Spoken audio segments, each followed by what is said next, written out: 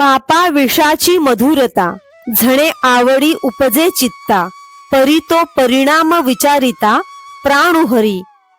बाबा रे, विष वरून मधुर वाटेल, चित्तामध्ये खाण्याची आवड निर्माण होईल, परंतु त्याच्या परिणामाचा विचार केला तर प्राणांची हानी होते. देखे इंद्रियी कामू असे, तो लावी सुख दुराशे, जैसा गळी मीनू आमिषे, भुलविजे गा. ज्याप्रमाणे गळाला लावलेले आमिष माशाला बरोबर भुलविते, त्याप्रमाणे इंद्रियांचे ठिकाणी असणारी विषयाची तीव्र लालसा मानवाला खोट्या सुखाच्या आशेकडे प्रवृत्त करत असते. परी तया माझी गळू आहे, जो प्राणाते घेऊनी जाये, तो जैसा ठाऊआ नोहे, झांकलेपणे.